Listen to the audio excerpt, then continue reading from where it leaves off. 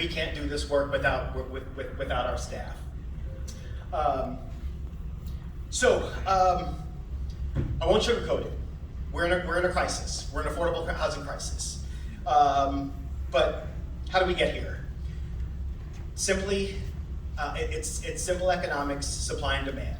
Our demand for housing has not been able to, our production of affordable housing has not been able to keep up with our demand.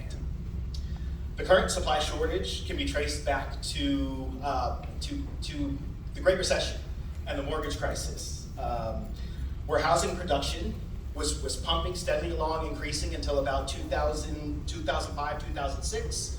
Then the mortgage crisis and the Great Recession, and there was a sharp decline in housing production. And that little blip in that radar set us back. I'd be remiss if I didn't mention systemic racism and the fact that the affordable housing crisis and the mortgage crisis disproportionately affected Black African American families. So dug ourselves into a little bit of a deeper hole. There have definitely been some other factors that have affected supply. We had COVID, and again, just a little stop in production and housing because of the uncertainty. Here locally, we had the city cyber attack, which really slowed down permitting. The COVID-19 pandemic, which and all the supply chain issues and the cost increases that we experienced through the COVID-19 pandemic. But all in all, what this is really about is, just in like our everyday life, when we get behind on things, it's really kind of hard to dig ourselves back out. So it's not all doom and gloom. What can we do about it? If I had the answer, I wouldn't be standing here in front of you. I'd be retired. But there seems to be a common theme that has emerged in a lot of the housing conferences I've gone to lately. This kind of theme of stubbornness and stagnation. We're coming off of this historic inflation, but prices are not necessarily going up, not necessarily going down, but they're kind of stubbornly sticking around really high. Interest rates came down a little bit, but again, just really kind of stubborn.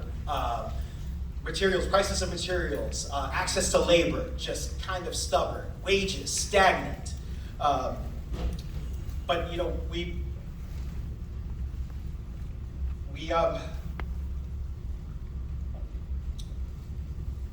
excuse me.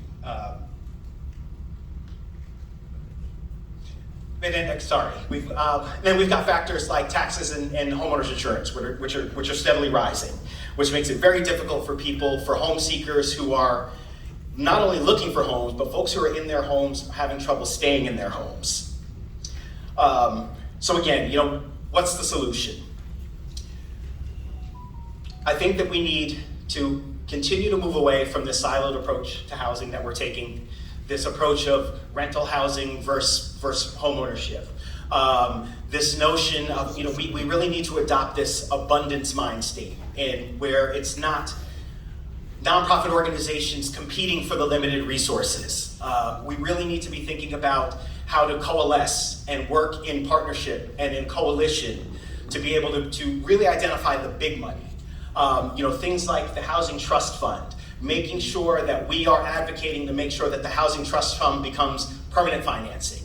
And we need to start to identify, and why does it need to be 17 million? Well, how about 25 million? How about 50 million? Again, if we can collectively adopt this abundance mind state and understand that those resources are out there, that we've just got to get better at identifying them and collectively securing them for the greater good. I think we all know that we'll have much greater success when we work in coalition as opposed to individuals. If Hurricane Katrina taught us anything, it taught us that with shared priorities, a clear pipeline of deals and projects, and an enabling environment, that we can accomplish a lot. So we need to continue to identify the capacity that we have in this city, specifically the development capacity. We've already identified the problem. We know the tens of thousands of housing units that we need, but who's going to build them? We need to identify the people, the folks who are going to build them. We need to build that capacity, specifically the black contractors and developers who we know historically have not had, who have such a small piece of the market share. Again, we need to advocate for each other. We need to advocate for ourselves. And if we can identify that clear pipeline, then those big dollars will come. And if we can demonstrate that we can spend those big dollars,